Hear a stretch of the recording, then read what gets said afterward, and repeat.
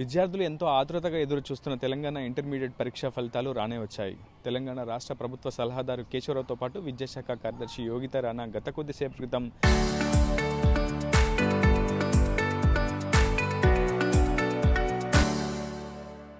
Inter ప్రథమ ద్వితీయ పరీక్షా ఫలితాలు వెల్లడించారు. ప్రస్తుతం రాష్ట్ర వ్యాప్తంగా ఈసారి కూడా బాలికలే పైచేయి సాధించినట్లు గణాంకాలైతే స్పష్టంగా చెబుతున్నాయి. రాష్ట్ర వ్యాప్తంగా ప్రథమ సంవత్సరంలో 66% పైగా ఇంటర్మీడియట్లో ఉత్తీర్ణత సాధిస్తే విద్యార్థులు ద్వితీయ సంవత్సరానికి సంబంధించి 70% పైగా ఉత్తీర్ణత సాధించారు. ప్రస్తుతం రాష్ట్ర వ్యాప్తంగా గణాంకాలు ఏ విధంగా ఉన్నా ఖమ్మం జిల్లాకు సంబంధించి కొంత తెలుసుకోవాలన్నటువంటి ఆతురత ప్రస్తుతం విద్యార్థుల తల్లిదండ్రులు ఉంది. ప్రస్తుతం మనకు అందుబాటులో ఇంటర్మీడియట్ విద్యాశాఖ అధికారి కె రవిబాబు ఉన్నారు. ఖమ్మం జిల్లాకు సంబంధించి విద్యార్థులు ఉత్తీర్ణత శాతం ఏ విధంగా ఉంది, రాష్ట్ర స్థాయిలో ఖమ్మం జిల్లా ఏ స్థానంలో నిలిచింది, ప్రస్తుతం ఈ ప్రశ్నలకు సమాధానాలు వెతికే ప్రయత్నం చేద్దాం. సార్, గత ఏడాదితో పోలిస్తే ఈసారి ఖమ్మం జిల్లాలో ఇంటర్మీడియట్ ఉత్తీర్ణత శాతం ఏ విధంగా ఉంది, మళ్ళీ సప్లిమెంటరీ పరీక్షలు ఎప్పుడు ప్రారంభిస్తారు, దీనికి సంబంధించి ఒక క్లారిటీ ఇవ్వండి. మన ఇంటర్మీడియట్ పబ్లిక్ ఎగ్జామినేషన్స్ ఫిబ్రవరి 25వ తారీఖు నుంచి మార్చి 16వ తారీఖు వరకు నిర్వహించుకోవడం జరిగింది.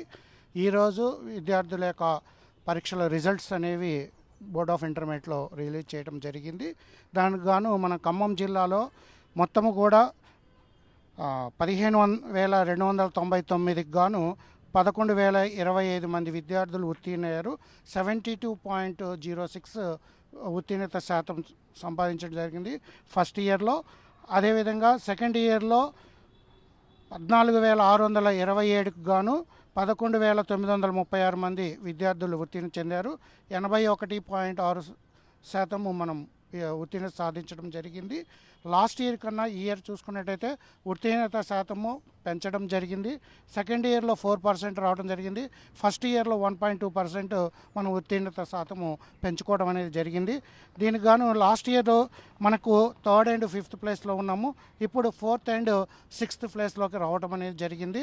కాబట్టి విద్యార్థులు ఎగ్జామినేషన్స్ రీకౌంటింగ్ అండ్ రీవెరిఫికేషన్ కోసము రేపు నుంచి ఏప్రిల్ 20 వరకు కూడా మీరు అప్లై చేసుకోవచ్చు. రీకౌంటింగ్కి 100 రూపీస్ ఉంటుంది, రీవెరిఫికేషన్కి 800 రూపాయలు చెల్లించాలి.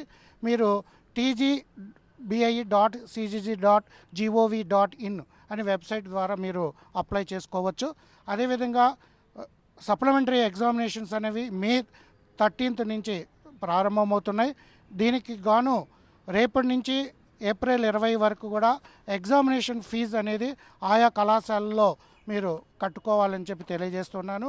విద్యార్థులు ఫెయిల్ అయ్యారని చెప్పేసి ఆందోళన చెందవద్దు. ఇమ్మీడియట్గా మనం పరీక్షలు నిర్వహిస్తున్నాము.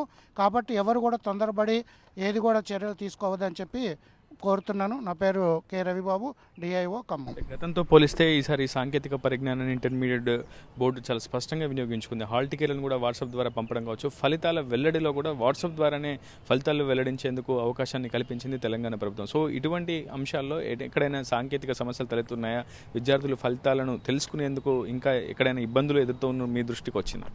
సార్, ఇప్పటి వరకు అయితే తీసుకున్నటువంటి బోర్డ్ ఆఫ్ ఇంటర్మీడియట్ వాళ్ళు తీసుకున్నటువంటి ఈ యొక్క సాంకేతిక పరిజ్ఞానం వలన రియల్ చెప్పాలంటే ఇంత తొందరగా విద్యార్థులకు వాట్సాప్ గ్రూపులలో ఇమ్మీడియట్లే వాళ్ళ రిజల్ట్ చూసుకోవడం వలన ఆతృత అనేది కూడా తగ్గిపోయి కొంత వాళ్ళలో స్ట్రెస్ అనేది తగ్గడానికి కూడా ఆస్కారం ఉంది. అంతేకాదు మనము హాల్ టికెట్ నెంబరు తర్వాత మొబైల్ నెంబర్ యాడ్ చేయగానే ఇమ్మీడియట్లుగా వాళ్ళకు డౌన్లోడ్ మార్క్స్ కార్డు కూడా డౌన్లోడ్ అవుతుంది. గతంతో పోలిస్తే ఈసారి ప్రభుత్వ విద్యా సంస్థలు కూడా మెరుగైనటువంటి వసతులు కల్పిస్తున్నారు, మెరుగైనటువంటి విద్యాబోధన కల్పిస్తున్నారు. సో అటు ప్రైవేట్కు ధీటుగా కూడా ప్రభుత్వం అనేక సౌకర్యాలు విద్యార్థులకు కల్పిస్తుంది. సో ఇటు ప్రభుత్వ విద్యా సంస్థల్లోనూ అటు ప్రైవేట్ విద్యా సంస్థల్లోనూ ఇంటర్మీడియట్ విద్యార్థులకు సంబంధించి కావచ్చు, పరీక్షా ఫలితాలకు సంబంధించి ఆ ఫలితాల తారతమ్యం ఏముంది, గతంతో పోలిస్తే ఎంతవరకు మెరుగైంది ప్రభుత్వ విద్యా సంస్థలు విద్యాబోధన? నిజంగా చెప్పాలంటే ప్రభుత్వ జూనియర్ కళాశాలలో ఏర్పాటు చేసినటువంటి ఫెసిలిటీస్ వలన ముఖ్యంగా మనకి డిజిటల్ క్లాస్ రూమ్స్ వచ్చి ఫిజిక్స్ వాళ్ళ ఖాన్ అకాడమీ వీటిని నిర్వహించడం వలన కావచ్చు, లేకపోతే స్టూడెంట్ కౌన్సిలర్స్ని పెట్టేసేసి ఆన్లైన్లో ద్వారా కూడా మనకు ఇవ్వటం వలన కూడా విద్యార్థులలో మానసికంగా ఒత్తిడి తగ్గిపోయి వాళ్ళలో కాన్ఫిడెన్స్ పెరిగి ముఖ్యంగా ప్రభుత్వ జూనియర్ కళాశాలలో రిజల్ట్ రావడానికి ఆస్కారం అయింది. కాబట్టి ఈ యొక్క డిజిటల్ వాటిని మనం ఉపయోగించుకున్నట్టయితే ఇంకా మన అభివృద్ధి చెందడానికి అంటే ఎక్కువగా స్ట్రెస్ లేకుండా విద్యార్థులలో చదువు నేర్చుకోవడానికి ఉపయోగపడుతుంటుంది.